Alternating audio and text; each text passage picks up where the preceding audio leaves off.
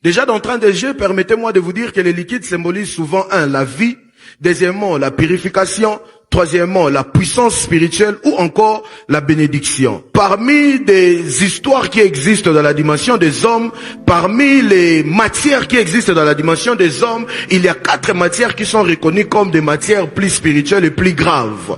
Je suis en train de vous parler de l'eau, je suis en train de vous parler de l'air, je suis en train de vous parler de la terre, je suis en train de vous parler du feu. Et donc, si ces 4 éléments sont considérés comme des éléments spirituels et très importants, permettez-moi d'attirer votre attention sur une chose. Ces 4 éléments existent et on donne l'importance que l'on donne, mais parmi ces 4 éléments, il y a un élément qui se met un peu de côté. Il y a un élément qui se distingue un peu. En fait, il est dans les groupes des éléments qui sont mystérieux, compliqués, mais lui, il va encore un peu plus loin dans les mystères. Et remarquez ou bien rappelez-vous, au commencement, on est en train de voir un de ces éléments se pointer avant les autres. La Bible dit dans Genèse chapitre 1, le verset 2 exactement, la terre était informe et vide et l'Esprit de Dieu se mouvait au-dessus des eaux. Ça veut dire, lorsque l'Esprit de Dieu vient sur la terre, sur la dimension physique, il n'y a pas autre chose si ce n'est pas que les eaux. Et plus tard, vous allez voir dans Genèse chapitre 1, le verset 9 précisément, le Seigneur est en train de dire que les eaux se rassemblent et que les secs paraissent. En fait, la terre n'est pas venue de soi-même. La terre est venue parce que les eaux a accepté de faire espace. La terre est apparue parce que les eaux a reçu l'instruction de Dieu et les eaux se sont rassemblées, a laissé l'espace à la terre. En d'autres termes, Dieu s'était rendu compte que la terre est peut-être déjà quelque part, mais les eaux est plus forte. Les eaux semblent être plus fortes que la terre et les eaux est en train d'engloutir la terre. Donc si je ne parle pas, les eaux vont continuer à engloutir. Et ainsi, tous on a assisté à cette scène. Et ceux qui connaissent la physique ou bien la métaphysique, ils vous diront que l'air en réalité c'est la suite logique ou bien la production d'un mouvement effectué. En d'autres termes, pour que nous puissions contrer l'air comme les éléments ou bien les 4 éléments comme vous voulez, c'est parce que le Saint-Esprit s'est mis à se mouvoir au-dessus des eaux. Ce mouvement a produit donc. Parenthèse que je vais fermer rapidement, et ça va permettre à plusieurs personnes comme moi-même nous retrouver. Il y a des gens, je suis désolé, mais ça va choquer peut-être certaines personnes, mais il y a des gens, pasteur Ben, qui ne sait pas comment t'expliquer. Il n'est pas envoûté, il a été délivré, il a le Saint-Esprit, mais quand il regarde de l'eau, il se sent très à l'aise avec l'eau. Il peut jouer à tous les jeux qui existent sur terre, ça ne va pas les détendre. Mais quand il nage un peu, il se baigne un peu, il sent qu'il est réellement détendu. Mais ces gens-là sont dans cette salle, mais ils ne lèveront pas la main. Parce qu'il y a eu un message de combat spirituel non équilibré qui nous a fait comprendre que à chaque fois que tu sens une affection avec de l'eau, c'est certainement les sirènes, c'est l'esprit des eaux. Ainsi, nous tous, quand je dis nous tous, je suis vraiment sincère, même moi, il n'y a pas quelque chose qui me détend comme de l'eau. À un moment de ma vie, je me disais, mon Dieu, je suis envoûté. J'ai un tatou attaqué qui a lié ma vie. C'est pourquoi j'aime de l'eau. Jusqu'à ce que je reçoive cette lumière, j'ai donc compris que quand tu as, c'est ce que je suis en train de vouloir dire, ça va bénir quelqu'un. En fait, quand tu es dans la planète Terre, parmi la création, et que tu à cette corrélation avec de l'eau, le message suprême, c'est seulement que Dieu t'a créé dans la nature de ce qui domine sur tout ce qui existe sur terre. Même les eaux d'en haut n'existaient pas parce qu'au fait, les eaux d'en haut est l'extension des eaux d'en bas.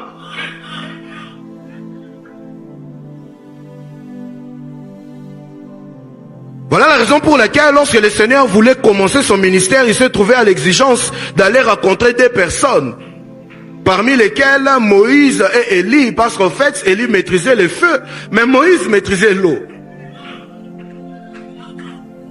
Il est impossible pour toi qui se considère comme un homme spirituel d'influencer, d'avoir l'impact qu'il faut dans la dimension des hommes si tu n'as pas une certaine dimension de la maîtrise des 4 éléments. Mais je ne vais pas entrer là-bas parce que c'est un message s'il faut aborder, il faut très bien encadrer ça avec les Écritures. Mais c'était une parenthèse que j'ai fermée rapidement. Dis-moi avance prophète, je vais avancer.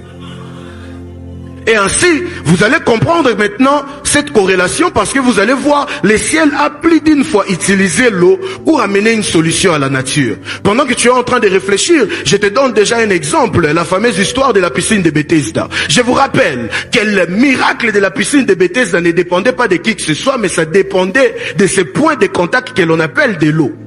L'ange quittait le ciel, il venait avec la guérison. Pourquoi l'ange ne localisait pas les malades et il accorde la guérison, mais il devait passer d'abord dans l'eau et celui qui voulait être guéri devait se jeter complètement dans l'eau.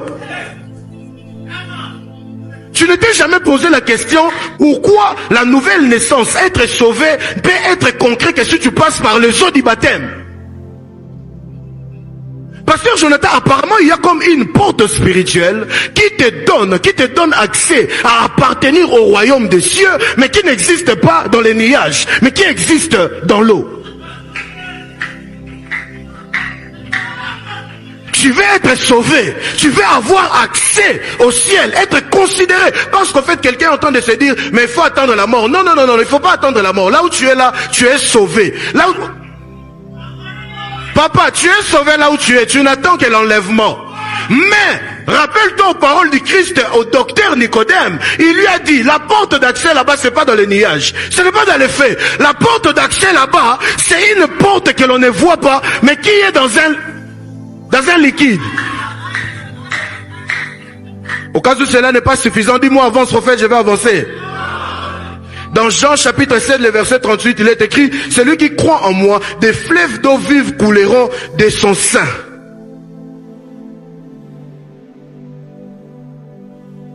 Pourquoi moi je crois en toi? Tu ne me donnes pas de bénédiction que je rêve, le mariage, mais c'est des fleuves d'eau vive que tu veux que ça coule en moi.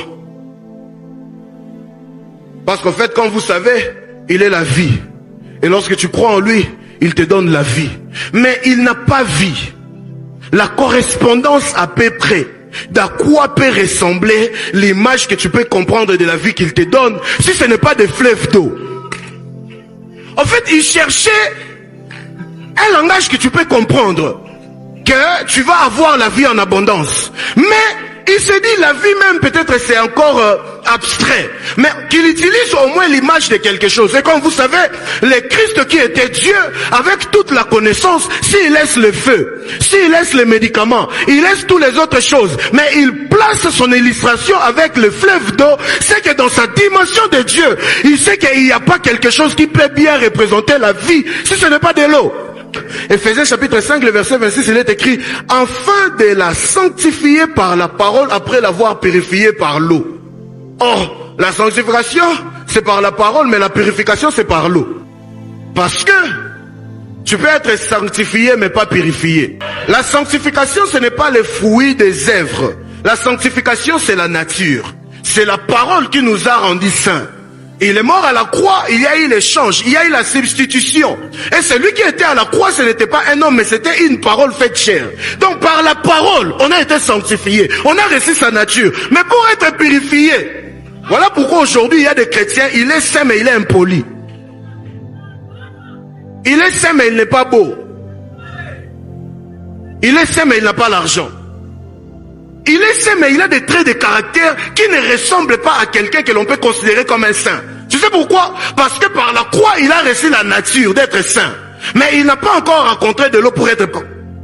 En fait, l'eau est un liquide qui symbolise la régénération. Parce qu'en fait, le baptême, ce n'est pas vivre, mais le baptême, c'est revivre. Le baptême, en fait, c'est ressusciter avec le Seigneur. Est-ce que quelqu'un est avec moi? Et ça se fait par les moyens des eaux. Tu sais, ce que je vais dire maintenant, c'est ce qui va te permettre de comprendre les fléaux d'Apocalypse qui va passer par les eaux. Dieu a créé la terre partant par les eaux. C'est comme ça que dans Apocalypse, lorsqu'il sera question de tuer la terre, la destruction va aussi passer par les eaux. Il y a des anges qui seront relâchés, qui n'attaqueront pas des montagnes, qui ne toucheront pas des feux, mais qui vont descendre dans les eaux.